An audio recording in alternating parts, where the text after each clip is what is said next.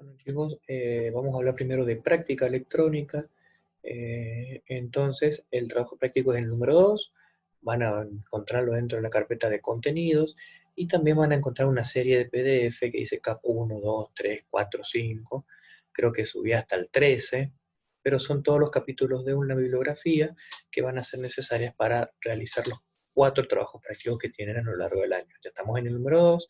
Terminamos este y arrancamos el 13, y la idea es tratar de terminarlo en lo que nos resta del año, ¿sí? Entonces, el galvanómetro de Darson, ¿vale? Es el gran tema de este trabajo práctico número 2, que es un instrumento de medición, es un amperímetro. Entonces lo que me permite hacer es medir corriente eléctrica de continuo. ¿Está? Ahora bien, ¿cómo lo hace?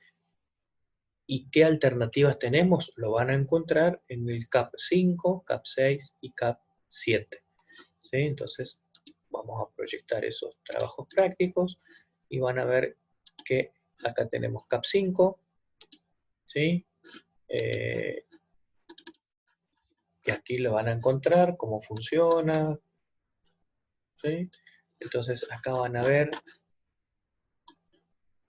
dice galvanómetro de Darson, y van a ver cómo funciona, el esquema, que es lo que le piden en la pregunta número 1 y número 2, cómo funciona y el esquema circuital. Entonces, acá lo van a encontrar. Básicamente, para que ustedes tengan ya una idea, funciona de la siguiente manera. Tengo un imán permanente, un imán.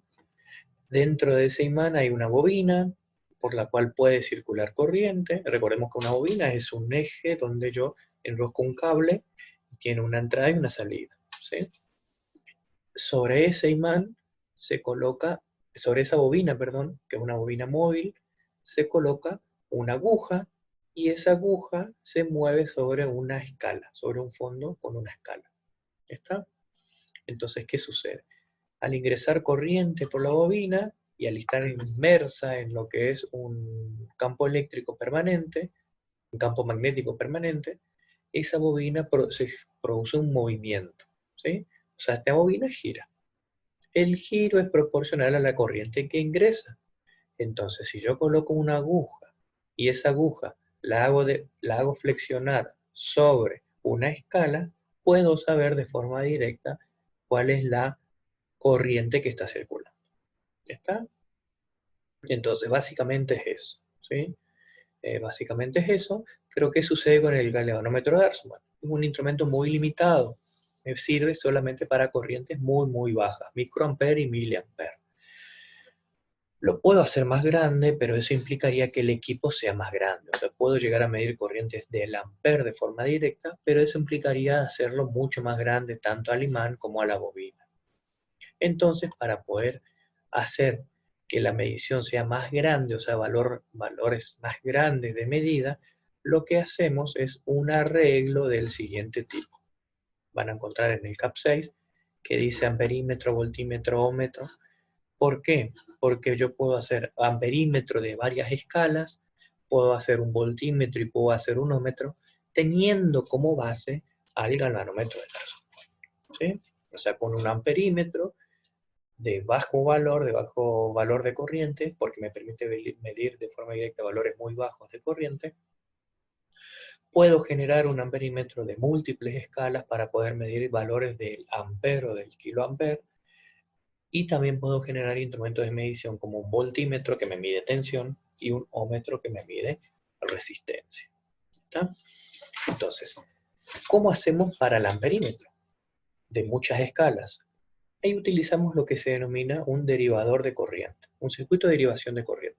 Un circuito de derivación de corriente básicamente es un circuito paralelo de dos resistencias, ¿sí?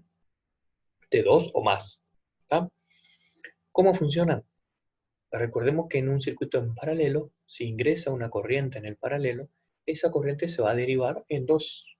Una corriente va a ir hacia R1 y una parte de esa corriente va a ir sobre R2. Pero la suma de estas dos me va a dar la corriente que ingresa, ¿sí? Entonces, imagínense que esta R2 es su galvanómetro de Darson. Yo sé que en el galvanómetro vamos a ponerle un valor cualquiera, ¿sí? Vamos a suponer que como máximo puede circular 10 miliamperes. ¿Está? Pero yo quiero realizar la medición de un valor y yo sé que por ese valor circula aproximadamente 50 mA como máximo. ¿Qué pasaría? Si yo le coloco esos 50 mA a mi instrumento, se me va a dañar, se me va a quemar. Entonces, ¿qué tengo que hacer? Tengo que colocar un circuito de este estilo que me genera una derivación de esa corriente. Entonces, ¿qué vamos a hacer? Vamos a calcular esta R1 para que la máxima corriente que pase por el galvanómetro de Darmstadt sea de 10 mA. Entonces, si yo como máximo quiero que acá pasen 10 mA y acá están ingresando 50, ¿cuánto tienen que derivarse por acá? La diferencia. Entonces, por aquí tiene que pasar 40 mA. Entonces, si yo quiero que por acá pase 10 como máximo, acá tienen que pasar 40 si el ingreso es de 50. Así de fácil. Entonces, diseño esta R1 para que por aquí pasen 40 mA si acá están ingresando 50. Entonces, de esa manera yo sé que como máximo van a pasar 10 mA por acá y me evito que el instrumento se dañe. Modifico la escala para que en lugar de que sea de 0 a 10 sea de 0 a 50 y la deflexión de la aguja va a variar en función de la corriente que está ingresando. ¿Está? Ahora, ¿cómo calculo esa resistencia? Lo hago de esta manera, con esta ecuación que está acá. ¿Sí? Donde RI va a ser la resistencia interna de mi galvanómetro y M va a ser la corriente máxima que puede pasar por el galvanómetro, o sea que acá va a ir 10 mA.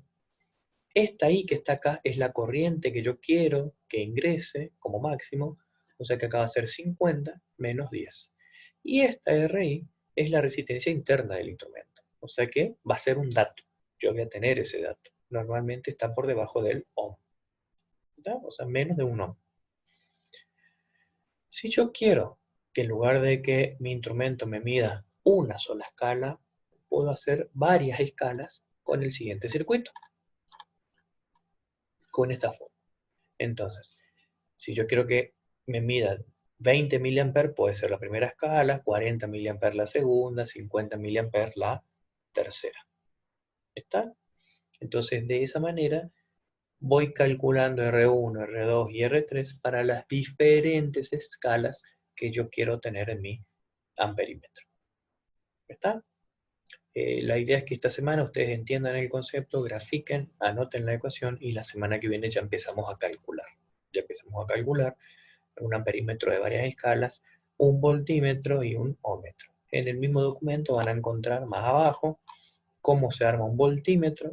El principio de funcionamiento es bastante similar, nada más que ahora las resistencias se conectan. En lugar de conectar en paralelo, se van a ir conectando en serie. Entonces van a encontrar este galvanómetro de Darson-Ball con las resistencias en serie y la deflexión acá, la posición de la aguja, me va a determinar qué escala estoy.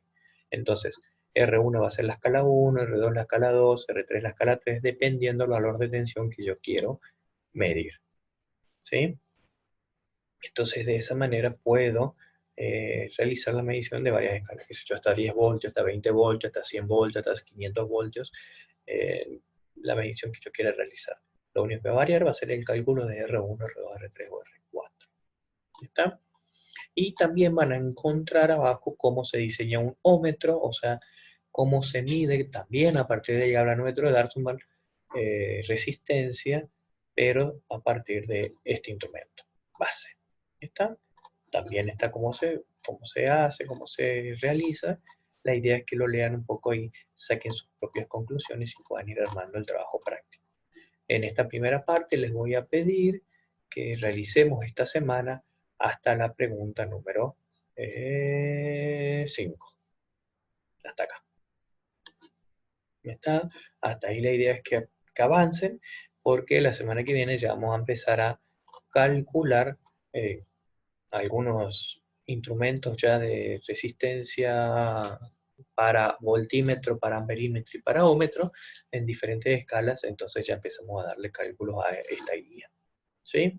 Entonces, hasta la pregunta 5 esta semana, que sería hasta el día lunes de la semana que viene, tienen tiempo para resolver hasta el punto 5 porque a partir de ahí ya le voy a pasar un nuevo video con una nueva actividad que ya va a hacer realizar cálculos sobre estos tres circuitos, amperímetro, ómetro y voltímetro.